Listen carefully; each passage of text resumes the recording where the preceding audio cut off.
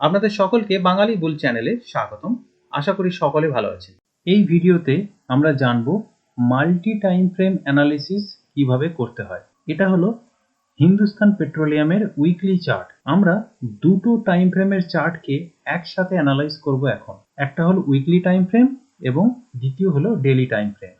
আমরা উইকলি চার্টের উপরে ডেইলি চার্টকে অ্যানালাইজ করব। মনে রাখবেন, শক্তিশালী আপট্রেন্ড তৈরি হয় উইকলি চার্টে এবং উইকলি চার্টে তৈরি হওয়া ট্রেন্ডকে ফলো করে ডেইলি চার্ট। যখন ডেইলি চার্ট উইকলি ট্রেন্ডকে ফলো করতে পারে না, তখনই কিন্তু লং টার্ম ট্রেন্ড রিভার্সালের সম্ভাবনা বেড়ে যায়। এখন আমরা দুটো টাইম ফ্রেমের চার্টকে একসাথে অ্যানালাইজ করব। আমরা ক্যান্ডেল স্টিকের বিষয়ে আগের ভিডিওতে জেনেছি। এবারে আমরা দেখব উইকলি টাইম ফ্রেমে কি ধরনের ক্যান্ডেল হলে ডেইলি চার্টে কি ধরনের ফলো আপ আসা উচিত এবং ডেইলি চার্টে কি ধরনের ফলো আপ আসছে।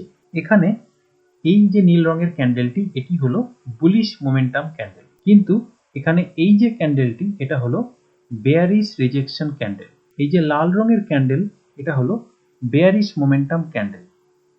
আবার এই যে দুটো ক্যান্ডেল দেখছেন, এই দুটো হলো ডোজি ক্যান্ডেল। তো আমরা উইকলি চার্টে যে ধরনের ক্যান্ডেল তৈরি হবে, সেই ধরনের ক্যান্ডেলের ভিতরে ডেইলি চার্টে কি রকম প্রাইস অ্যাকশন হয়েছে সেটাকে অ্যানালাইজ করব এবং পরবর্তী ক্ষেত্রে কি ধরনের ফলো আপ প্রাইস অ্যাকশন আসা উচিত সেটাকে অনুমান করব এবং পরবর্তী ক্ষেত্রে কি ধরনের প্রাইস অ্যাকশন এলো সেটাকে আমরা বোঝার চেষ্টা করব। আমরা এখানে দেখতে পাচ্ছি, এখানে একটা বুলিশ মোমেন্টাম ক্যান্ডেল তৈরি হয়েছে। এটা কিন্তু উইকলি ক্যান্ডেল।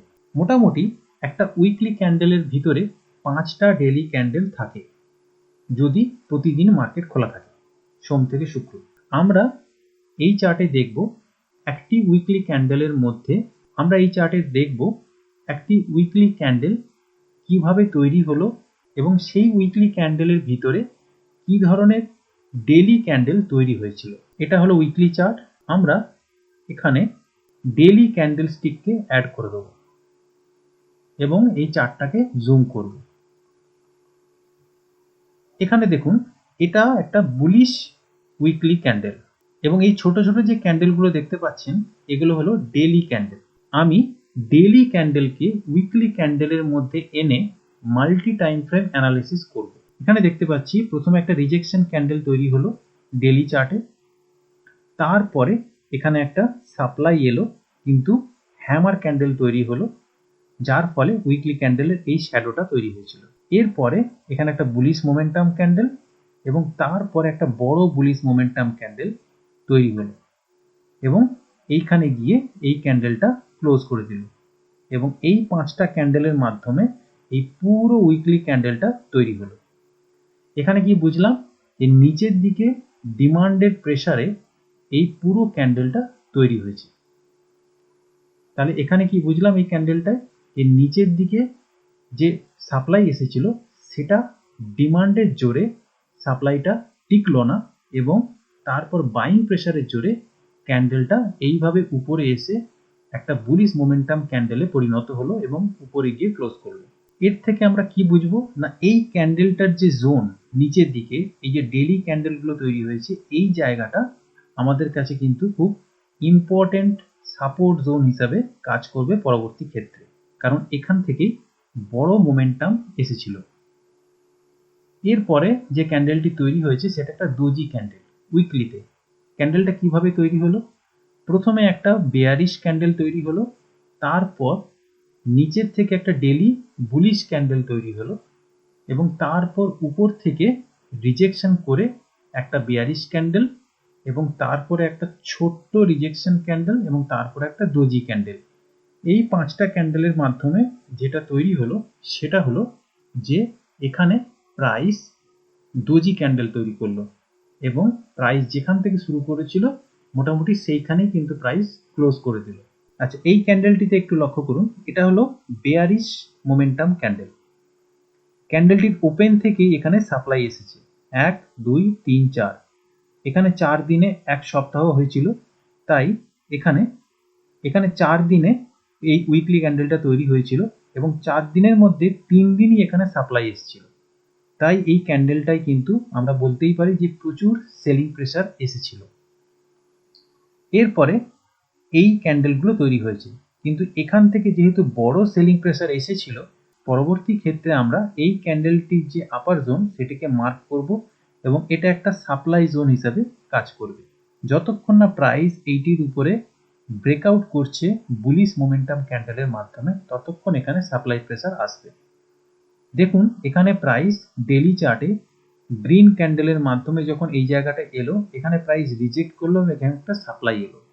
এরপরে প্রাইসের নিচের থেকে বাইং প্রেসার এলো এবং এই সাপ্লাই জোনটাকে প্রাইস একটা বড় মোমেন্টাম ক্যান্ডেলের মাধ্যমে ব্রেকআউট করলো। তো এইভাবে আমরা মাল্টি টাইম ফ্রেম অ্যানালিসিসের মাধ্যমে হায়ার টাইম ফ্রেম চার্টে যে ট্রেন্ড চলছে সেই ট্রেন্ডের দিকে লোয়ার টাইম ফ্রেম চার্টে প্রাইসের ফলো আপ আসছে কিনা সেটা দেখার চেষ্টা করব, এবং কোনো হায়ার টাইম ফ্রেম ক্যান্ডেলের ভিতরে কতটা ডিমান্ড আছে কিংবা কতটা সাপ্লাই প্রেসার আছে সেটাকে বুঝতে পারবো এইরকম মাল্টি টাইম ফ্রেম অ্যানালিসিসের মাধ্যমে। এখানে আমি একটা ট্রেন্ড লাইন ড্র করব। এটা উইকলি ক্যান্ডেলের লো, এই লোগুলো কিন্তু উইকলি ক্যান্ডেল। আমি এবারে স্টাডি করার চেষ্টা করব যে এই ট্রেন্ড লাইনে ডেলি ক্যান্ডেল কিভাবে সাপোর্ট নিচ্ছে বা কিভাবে রিজেক্ট করছে। তো এইভাবে হায়ার টাইম ফ্রেমের চার্টে আমি ট্রেন্ড লাইন ড্র করে লোয়ার টাইম ফ্রেমের প্রাইস ফলো আপকে স্টাডি করব যে কিভাবে প্রাইস ওই ট্রেন্ড লাইনে সাপোর্ট নিচ্ছে বা রিজেক্ট করছে। মাল্টি টাইম ফ্রেম অ্যানালিসিসের একটাই মাত্র উদ্দেশ্য, সেটা হলো হায়ার টাইম ফ্রেম চার্টে যে ট্রেন্ড চলছে সেই ট্রেন্ডের দিকে লোয়ার টাইম ফ্রেম চার্টে ফলো আপ আসছে কিনা। যদি ফলো আপ আসে তাহলে ট্রেন্ড ইনট্যাক্ট থাকবে। যদি লোয়ার টাইম ফ্রেম চার্টে প্রাইসের ফলো আপ বন্ধ হয়ে যায় বা ফলো আপ না আসে, সেক্ষেত্রে কিন্তু হায়ার টাইম ফ্রেম চার্টে যে ট্রেন্ড চলছে সেই ট্রেন্ড দুর্বল হয়ে পড়বে এবং সেই ট্রেন্ড রিভার্স করে যেতে পারে। সেক্ষেত্রে হায়ার টাইম ফ্রেম চার্টে যে ট্রেন্ড চলছে সেই ট্রেন্ডের রিভার্সালের সম্ভাবনা বেড়ে যাবে।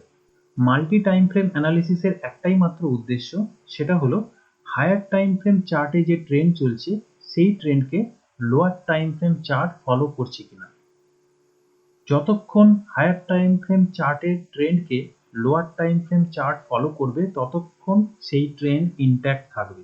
যদি lower time frame chart higher time ফ্রেমের চার্টকে ফলো করা বন্ধ করে দেয়, সেক্ষেত্রে হায়ার টাইম ফ্রেমে যে ট্রেন্ড চলছে সেই ট্রেন্ড রিভার্স করে যেতে পারে। তাই মাল্টি টাইম ফ্রেম অ্যানালিসিসের মাধ্যমে আমরা ট্রেন্ডকে পুরোপুরি অবজার্ভ করতে পারবো যে হায়ার টাইম ফ্রেম চার্টে যে ট্রেন্ড চলছে সেই ট্রেন্ডের দিকে লোয়ার টাইম ফ্রেম চার্টে ফলো আপ আসছে কি আসছে না। তাই হায়ার টাইম ফ্রেম চার্টে যে ট্রেন্ড চলছে সেই ট্রেন্ডের দিকে লোয়ার টাইম ফ্রেম চার্টে ফলো আপ আসছে কি আসছে না সেইটা আমাদেরকে অবজার্ভ করতে হবে, এবং সেটা আমরা খুব সহজেই মাল্টি টাইম ফ্রেম অ্যানালিসিসের মাধ্যমে করতে পারবো। ভিডিওটা যদি ভালো লেগে থাকে তাহলে লাইক আর সাবস্ক্রাইব করতে অনুরোধ রইল।